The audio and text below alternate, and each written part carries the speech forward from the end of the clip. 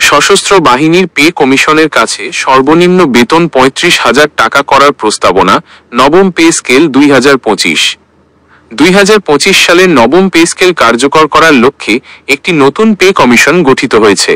এই পে কমিশনের কাছে সশস্ত্র বাহিনীর প্রায় ৩০০টি ইউনিট এবং বিভিন্ন কর্মচারী ফেডারেশন একটি চূড়ান্ত প্রস্তাবনা জমা দিয়েছে।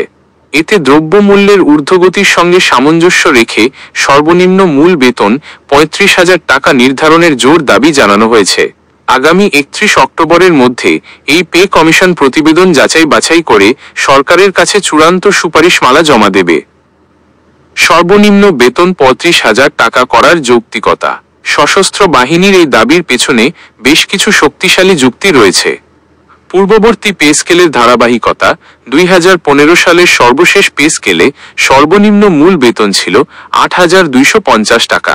নিয়ম অনুযায়ী 2020 সালে পরবর্তী পে স্কেল কার্যকর হলে সর্বনিম্ন বেতন ১৬,৫০০ টাকা হওয়া উচিত ছিল। যেহেতু তা হয়নি, তাই 2025 সালে বেতন দ্বিগুণ হয়ে কমপক্ষে ৩২,৫০০ টাকা হওয়া উচিত। এর সঙ্গে মুদ্রাস্ফীতি এবং জীবনযাত্রার ব্যয় বৃদ্ধির দিক বিবেচনা করে ৩৫,০০০ টাকা নির্ধারণ করাকে যুক্তিসঙ্গত মনে করা হচ্ছে। দ্রব্যমূল্যের লাগামহীন বৃদ্ধি। গত 10 বছরে নিত্য প্রয়োজনীয় জিনিসপত্র, বাড়ি ভাড়া, খাদ্যদ্রব্য, চিকিৎসা ও শিক্ষা খরচ কয়েক গুণ বেড়েছে। 2015 সালের ৮,২৫০ টাকা দিয়ে যে জীবনযাপন সম্ভব ছিল, এখন ১৬,৫০০ টাকা দিয়েও তা কঠিন। দ্রব্যমূল্যের এই সীমাহীন বৃদ্ধি কর্মচারীদের আর্থিক চাপ বাড়াচ্ছে। কর্মচারীদের মানসিক ও পেশাগত বিএনস্টার। অপর্যাপ্ত বেতন কর্মচারীদের মধ্যে মানসিক হতাশা সৃষ্টি করে, যা তাদের কাজের প্রতি মনোযোগ কমিয়ে দেয়। পর্যাপ্ত বেতন ভাতা পেলে কর্মচারীরা আর্থিক দুশ্চিন্তা থেকে মুক্ত হয়ে আরও বেশি উৎসাহ ও মনোযোগের সঙ্গে কাজ করতে পারে। এতে তাদের উৎপাদনশীলতা বাড়ে এবং দেশের প্রতি দায়বদ্ধতা বৃদ্ধি পায়। অন্যান্য প্রস্তাবিত ভাতা ও সুবিধা। সর্বনিম্ন বেতন বৃদ্ধির পাশাপাশি সশস্ত্র বাহিনী এবং কর্মচারী ফেডারেশন বিভিন্ন ভাতা বৃদ্ধিরও প্রস্তাব করেছে। উভয় পক্ষের প্রস্তাবনার মধ্যে কিছু ক্ষেত্রে মিল ও অমিল রয়েছে। চিকিৎসা ভাতা।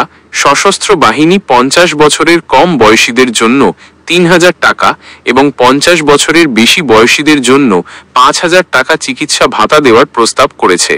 তবে কর্মচারী ফেডারেশন সবার জন্য 10,০০০ টাকা করার দাবি জানিয়েছে। টিফিন ভাতা। সশস্ত্র বাহিনী দৈনিক টিফিন ভাতা 50 টাকা করার প্রস্তাব দিলেও ফেডারেশন তা 200 টাকা করার কথা বলেছে। যাতায়াত ভাতা। এই ক্ষেত্রে উভয় পক্ষই যাতায়াত ভাতা 3,০০০ টাকা করার প্রস্তাব দিয়েছে। শিক্ষা ও বাড়ি ভাড়া ভাতা। শিক্ষা এবং বাড়ি ভাড়া ভাতায় উভয় পক্ষের প্রস্তাবে মিল রয়েছে। তারা প্রতি সন্তানের জন্য 3,০০০ টাকা শিক্ষা ভাতা এবং ঢাকা মহানগরে মূল বেতনের 80%, বিভাগীয় শহরে 70% ও অন্যান্য স্থানে 65% বাড়ি ভাড়া দেওয়ার প্রস্তাব দিয়েছে। বৈশাখী ভাতা। বৈশাখী ভাতা হিসেবে সশস্ত্র বাহিনী মূল বেতনের 40% এবং ফেডারেশন 50% করার প্রস্তাব দিয়েছে। কেন 19,800 টাকা গ্রহণযোগ্য নয়? সশস্ত্র বাহিনী এবং কর্মচারী ফেডারেশন সর্বনিম্ন মূল বেতন 19,800 টাকা করার প্রস্তাবকে অগ্রহণযোগ্য বলে প্রত্যাখ্যান করেছে। তাদের মতে এটি কেবল 2015 সালের মূল বেতনের সামান্য বৃদ্ধি, যা বর্তমান অর্থনৈতিক বাস্তবতার সঙ্গে মোটেও সঙ্গতিপূর্ণ নয়। 10 বছর পর নতুন পে স্কেল কার্যকর হলে বর্তমান বাজার মূল্য এবং জীবনযাত্রার ব্যয়ের সঙ্গে সামঞ্জস্য রেখে বেতন কাঠামো ঢেলে সাজানো অপরিহার্য। তাই সর্বনিম্ন মূল বেতন 19,800 টাকার পরিবর্তে কমপক্ষে 35,000 টাকা হওয়া উচিত।